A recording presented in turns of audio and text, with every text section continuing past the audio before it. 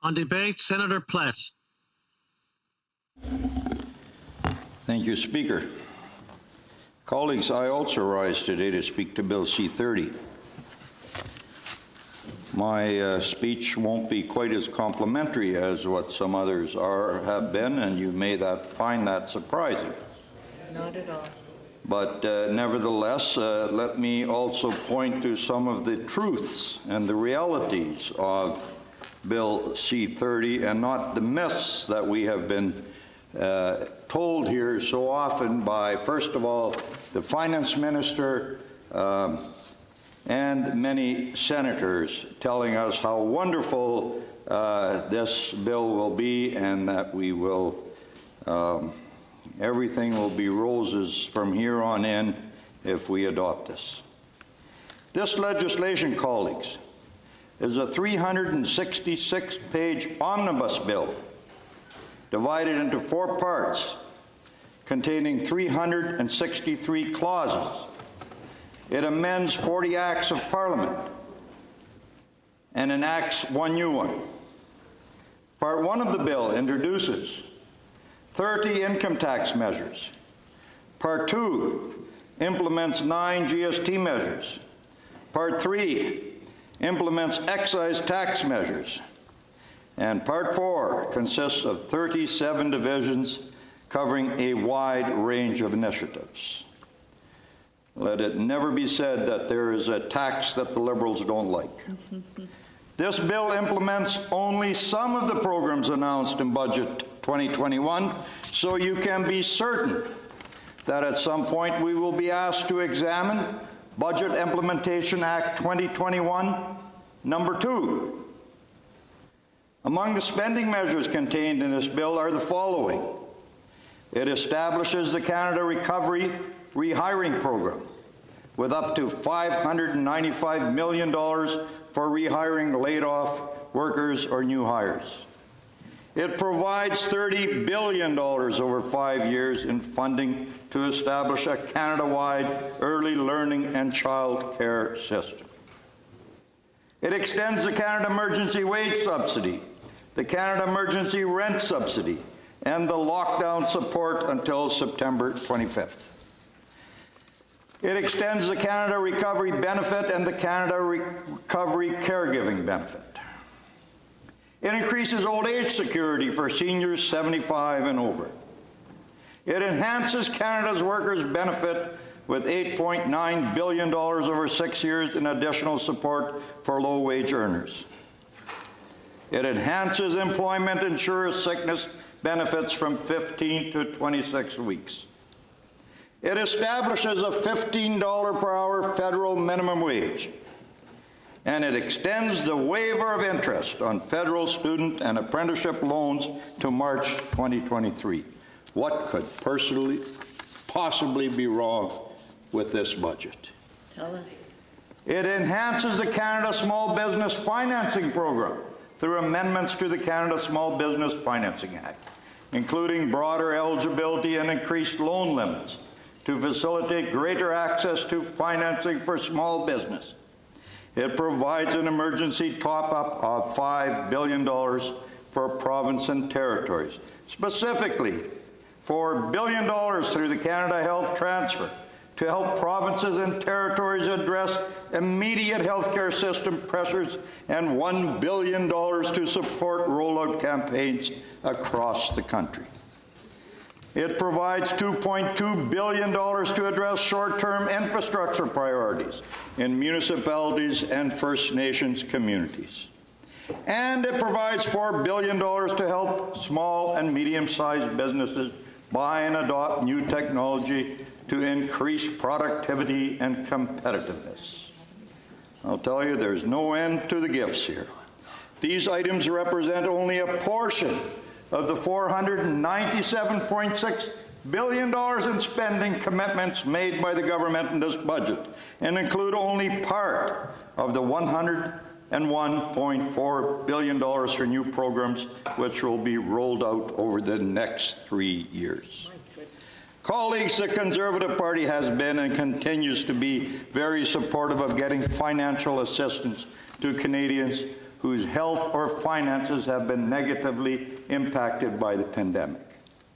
We have expedited the passage of every bill which has been drafted to get help to those who have needed it in these unprecedented times. But after waiting 2 years for this budget, we are very troubled by a number of things, colleagues. First of all, this bill and the budget as a whole are crammed with measures which are clumsily crafted, poorly thought out, and extremely blunt instruments. At a time when every dollar should be spent wisely and utilized maximum impact, this government is carelessly spraying money around. This has become a habit of theirs. Take the Canada Child Benefit, for example. Just over a month ago, we were here in this very chamber and green-lighted $2.4 billion to be spent on CCB payments. But of that $2.4 billion, an estimated $300 million will go to households making, hear this, $100,000 or more per year. And over $50 million will go to families with a combined income of more than $150,000. Instead of targeting the money to those who needed it the most, the government chose to maximize the political impact of the expenditure. This was the second time the government used the CCB program for COVID relief. The first time was in May of 2020 when they sent out an additional CCB payment of $300. How many of you got that? In her report on the Canada Child Benefit, the Auditor General of Canada noted that the formula adopted for this additional payment allowed close to 265,000 higher income families not previously entitled under the program to benefit from it. Payments to higher income families amounted to almost $88 million. The AOG's report continued.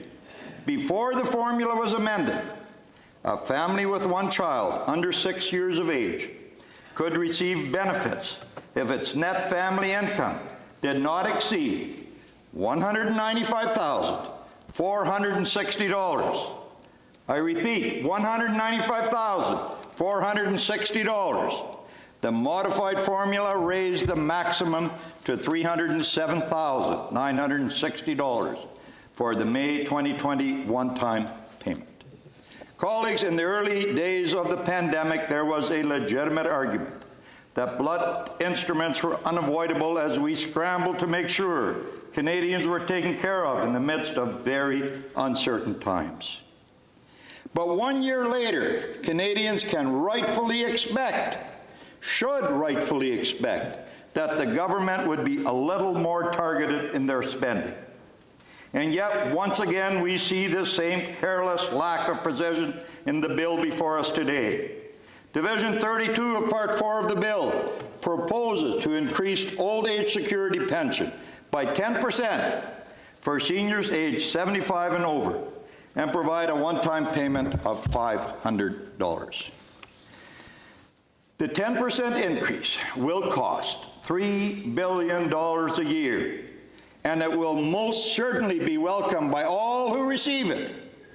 But if you are trying to help those seniors who need it most, why would you not spend the money on increasing the guaranteed income supplement, which goes directly to low-income seniors, rather than increasing the old age security, which is a universal benefit for all seniors regardless of their income? This question was raised by senator after senator on our Social Affairs Committee as they tried unsuccessfully to get answers from a government official. That sound familiar?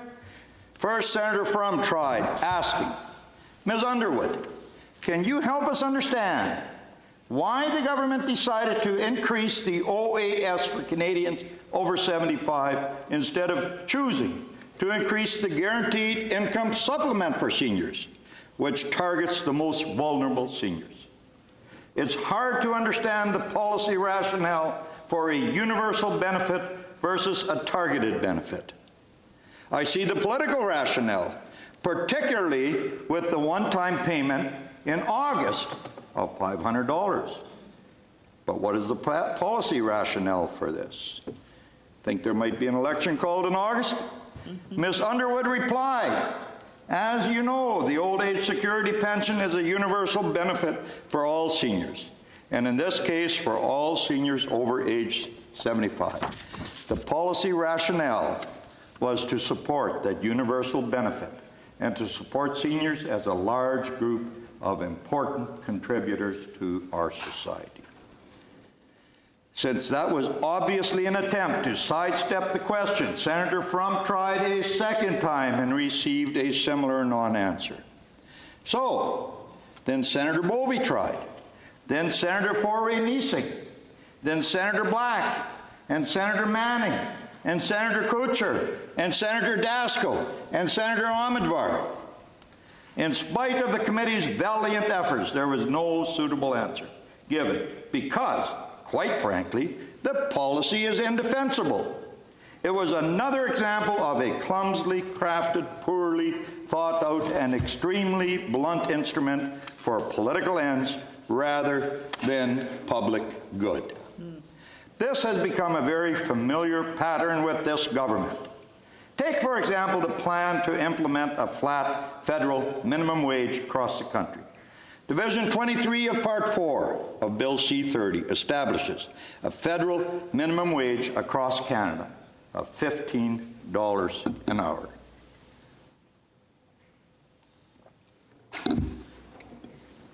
At first glance, this might sound like a good idea. For those who don't know, there already is a federal minimum wage. It is the general adult minimum wage established in each province and territory. The advantage of this existing approach is that it reflects the regional differences in the cost of living.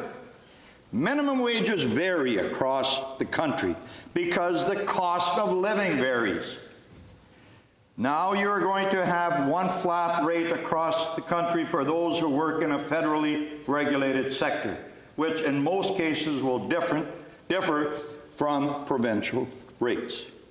For example, Alberta already has a $15 minimum wage, so nothing changes there. But Manitoba's minimum wage is currently $11.90 an hour, while Nunavut's is $16 an hour, and Prince Edward Island's is $13 an hour. How does it make sense to introduce a federal minimum wage which will have no correlation to the regional ones? It does not. It is a blunt instrument, designed to make it look like the government is helping when really they are just causing more harm. This policy is expected to cost $44.1 million. But it is not the federal government who will be covering the cost. It is the business owners.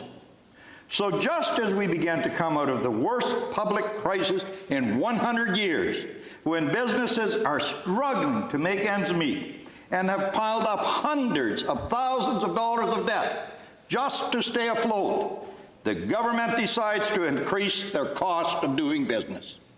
It is an absurd measure which is tone deaf to provinces, insulting to businesses, and could not come at a worse time. This government's promise to provide $100 billion in economic stimulus to help Canada recover from the impact of the pandemic is another example of this pattern. In the fall economic statement, the government said, to ensure a robust and resilient recovery, the government is developing the details of a plan to help Canada build back better by preparing to invest up to $100 billion over the next 3 fiscal years. The problem is that according to the parliamentary budget officer, the so-called stimulus comes too late. In the PBO's December fall economic statement, Issues for Parliamentarians, the PBO warned that the size and timing of the planned fiscal stimulus may be miscalibrated. It is going to be too much, too late. He repeated this warning again in May, Budget 2021, issues for parliamentarians where he said, we maintain our judgment that the stimulus in Budget 2021 could be miscalibrated. The problem is, and I quote that, based on the PBO's pre-budget projection of the fiscal guardrail indicators, almost all of the ground lost in the labor market due to the pandemic will be made up by the end of 2021-22, the first year of the stimulus measures in Budget 2021. So basically, even though the ground lost during the pandemic will already have been made up, the government's so-called stimulus will continue for another 2 years. But it gets worse. Because the so-called stimulus spending is going to come too late, the PBO notes that it will have an inflationary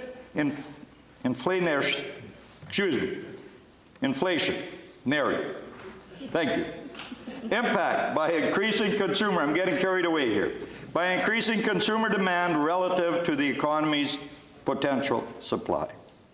The PBO projects that this miscalibrated spending of $100 billion in borrowed money will bump inflation by 0.1 in 2021, 0.3 in 2022, and 0.1 again in 2023. And this will result in an increase in the Bank of Canada policy rate of 50 basis points in order to keep inflation in check, which will then directly increase public debt charges as existing debt is refinanced and future borrowing requirements are financed at higher rates. So here we have a government that plans on borrowing $100 billion to stimulate an economy that won't need to be stimulated.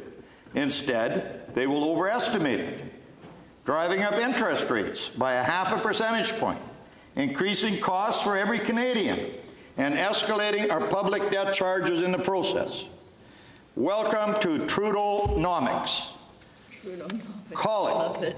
As I said, this bill and the budget as a whole are crammed with measures which are clumsily crafted, poorly thought out, and extremely blunt instruments. At a time when every dollar should be spent wisely and utilized to ensure maximum impact, this government is being very careless with taxpayers' money. Our second concern with this bill and this budget is that it contains no plan to secure the long-term prosperity of Canadians. None. The first place you see this is the fact that the government has no plan to stop running deficits. Last year, the deficit was $354.2 billion. This year it will be $154.7 billion. Most of us can accept that these deficits were primarily due to the impact of the global pandemic. However, over the following 4 years, the government is planning an additional of $177 billion in deficit spending, and it appears to have no intention of balancing the budget as far as the eye can see, because we believe it will balance itself. We've been told. Trudeaunomics. And all of this is based on the rosiest of economic forecasts.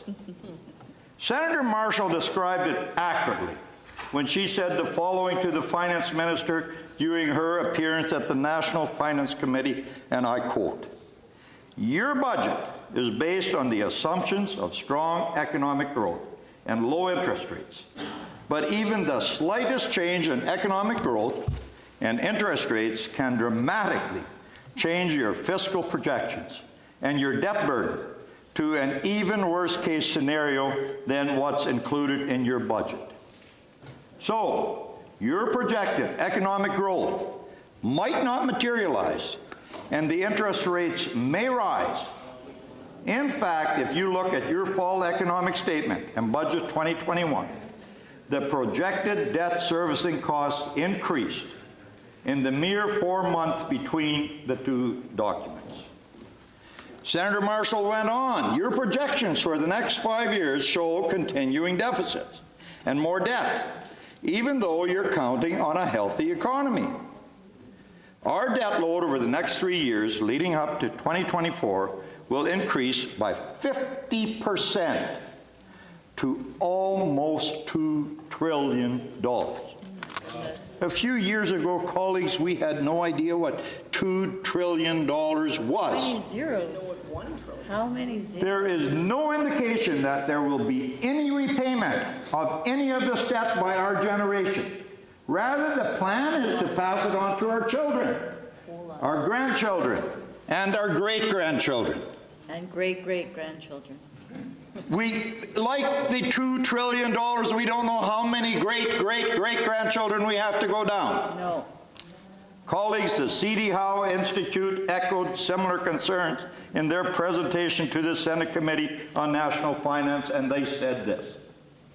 Our own preliminary modeling at the C.D. Howe Institute shows that the slight changes in economic growth and interest rate assumptions can dramatically change the course of debt burden to the worst scenario. Under credible assumptions for potential economic growth and assuming quite reasonably that the interest rates on the debt will eventually catch up to economic growth over time, the debt burden can easily be shown to rise over time instead of decreasing, thus violating the budget's own fiscal anchor. All of these scenarios assume unchanged spending policies over the years, which is obviously highly unlikely given the provincial demands for higher federal health transfers. In a nutshell, our internal modeling shows that the federal debt burden could very well return to the peak of the mid-1990 fiscal crisis under alternative but perhaps more reasonable assumptions about the future path of growth and interest rates. The combined federal-provincial debt ratio may cross 100% of GDP before 2040, on its way toward 150 by 2055. Makes you think you are in Venezuela. Colleagues, this government has no plan to stop running deficits, has based its future economic modeling on the rosiest of forecasts, and has no intention of reducing our national debt. None. After cutting the ship of state loose from every existing fiscal anchor, this Liberal government has increased our debt to GDP level from 31.2% to 51.2%, Wow. with no plan to return us to where we were before the exceptional circumstances of the pandemic were forced upon us. In his publication, 2021, Issues for Parliamentarians, the Parliamentary Budget Officer put it this way: over the medium-term horizon, the government projects the federal debt to GDP ratio to decline marginally to 49.2% from a peak of 51.2% and remain well above its pre-pandemic level of 31.2%. Long-term projections presented in the budget also show the federal debt ratio remaining above its pre-pandemic level through 2055. Colleagues, the year 2055 is 34 years into the future. My youngest grandchild, who today is 5 years of age, will by then be 39 years old. By 2055, every senator in this place will have retired, and most of us will have passed away. So at least a quarter of a century earlier. Senator Munson, you're right there with us. Justin Trudeau himself will be 83 years old, and his children will be in their 40s. Yet according to the forecast laid out by this government, Canada's fiscal balance sheet will still not have recovered. not because of the pandemic, but simply because this government has no plan for it to recover. You may recall that in June of last year, the parliamentary budget officer issued a warning to parliamentarians when he said this: in context of fiscal sustainability, it is essential to distinguish between temporary and permanent budgetary measures. Once the budgetary measures expire and the economy recovers, the federal debt to GDP ratio should stabilize and then start declining under pre-crisis fiscal policy settings. However, should some of the measures be extended or made permanent, the federal debt ratio could continue to rise sharply, resulting in an unsustainable trajectory over the long term.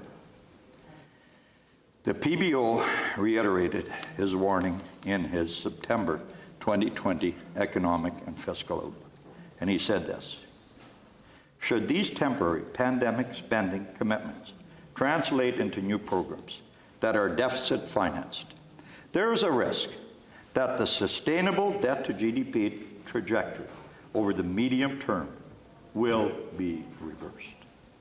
8 months later, after reviewing the government's budget documents, and parliamentary budget officer flagged for parliamentarians that his warnings had not been heeded, and that under the current forecast, the federal debt ratio would indeed remain above its pre-pandemic level through 2025.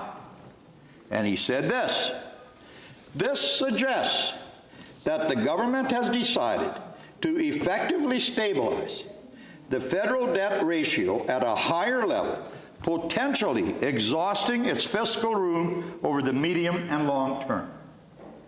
Furthermore, in the briefing call provided by the PBO on their budget analysis, the parliamentary budget officer expressed grave concerns that the government was moving into dangerous waters by establishing new permanent programs, which would be financed by deficit borrowing.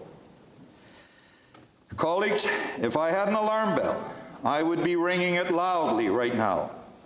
This government's failure to table a plan to restore the nation's balance sheet to a healthy state puts us on a very dangerous course. The only reason that Canada was able to respond quickly and adequately to the challenge posed by the pandemic was because of the fiscal room made available by the careful stewardship of former Prime Ministers Paul Martin and Stephen Harper. Hear, hear. Contrary to popular mythology, after the first Prime Minister Trudeau's careless implementation of structural deficits in the 1970s, the budget did not balance itself. It never does. Even a plumber knows that. Instead, the health of our balance sheet steadily declined over the next 20 years.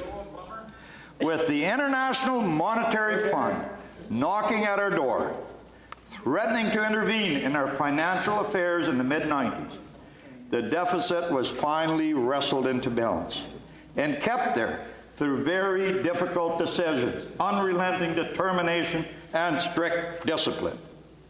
It was partly because of that fiscal discipline that when Canada was hit with the financial crisis of 2008, we had the fiscal stability and the financial health necessary to weather the storm that followed. We came through it much quicker than either the United States or Europe, and our recession was less severe than that of either the early 1980s or the early 1990s.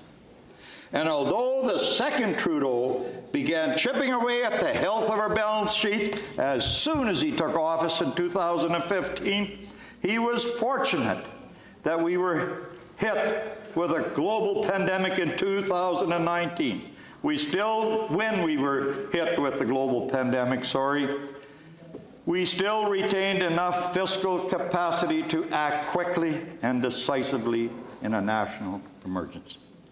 Colleagues, That capacity is now almost gone. And this government has no plan, colleagues, no plan to restore it. We have no way of knowing when the next pandemic will hit, but it will. It is not a question of it is a question of when. We have no way of knowing when the next market crash will hit, but it will. It is just a question of time. It is the responsibility of the government, of every government, to prepare for such contingencies. And yet this government has no plan to be ready. Instead, Finance Minister Chrystia Freeland says she believes that the COVID crisis has created a window of political opportunity, colleagues, a political opportunity for the government to launch new, permanent initiatives that will add billions of dollars in expenses to our bottom line. This sentiment is shared by the Prime Minister, who described the pandemic. Listen to this: an opportunity for a reset. Our chance to accelerate our pre-pandemic efforts to reimagine economic systems. I don't know what that means. This completely ignores the recent warnings of the Parliamentary Budget Officer and ignores the fact that if we ever experience another pandemic or market crash, we are headed towards some very difficult waters, and we are completely unprepared. Consider the Parliamentary Budget Officer's last fiscal sustainability report, which was published in February of 2020. These reports were first published in 2010, at which time the PBO raised the alarm, noting that, and I quote, "The government's current fiscal structure is not sustainable over the long term." How many warnings do they need? The following year, the PBO warned again that not only was the federal government's fiscal structure unsustainable, so too were those of the provincial and territorial governments. If something did not change, Canada was headed for trouble. Colleagues, we are well down that road. The reasons for this are well known and underappreciated. The 2010 Fiscal Sustainability Report put it this way: in Canada, as in other industrialized countries, a major demographic transition is underway, and it will strain government finances.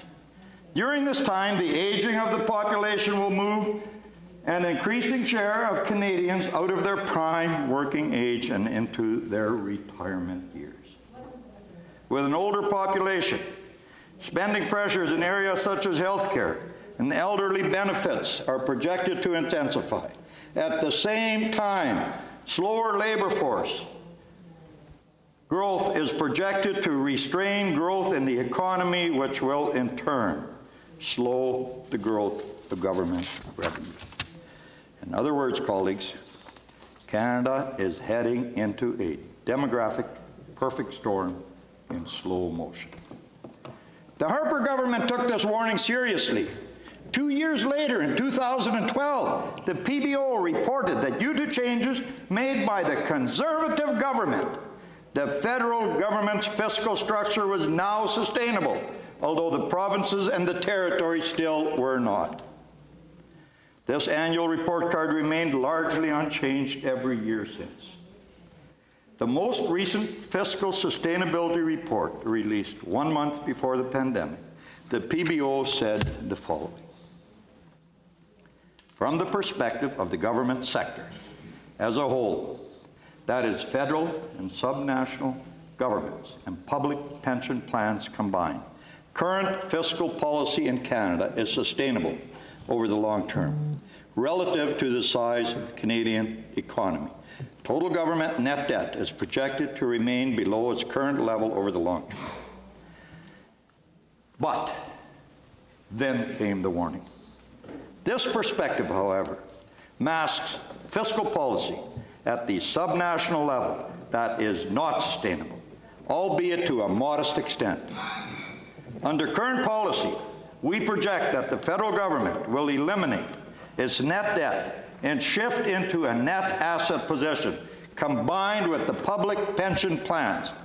This net asset accumulation more than offsets the projected increase in subnational government net debt.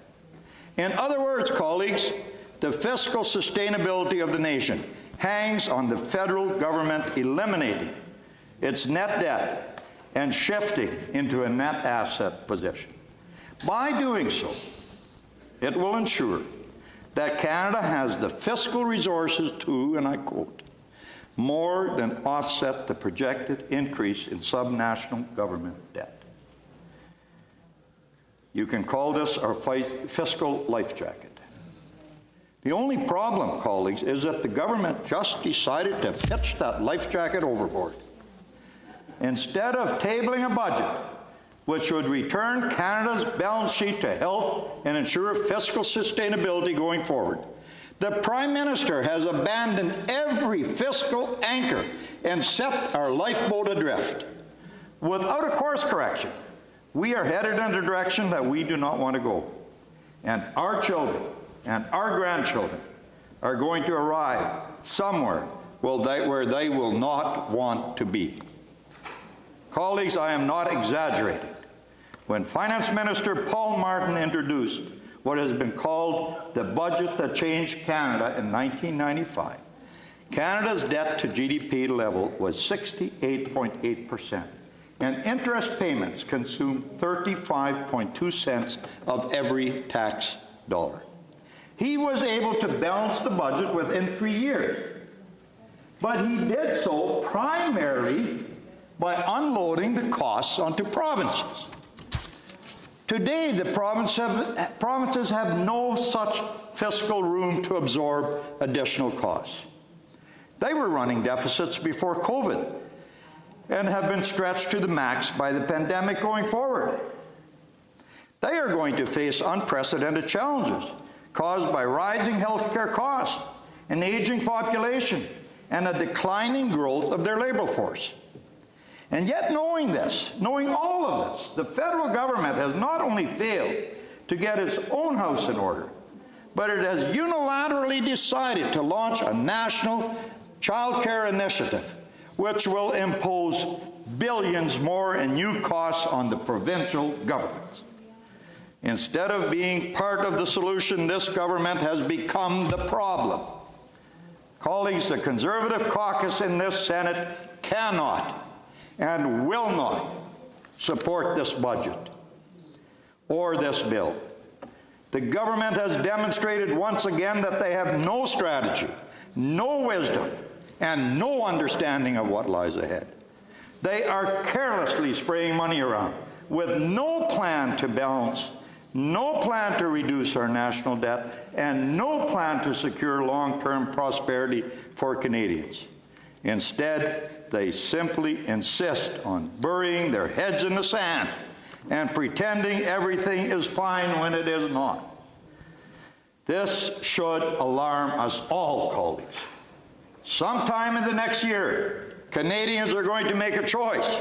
They will go to the polls to decide if they want to keep this Liberal government at the helm of a ship of state that is sinking, or whether they want a Conservative government that will protect our economy and prepare us for an uncertain future.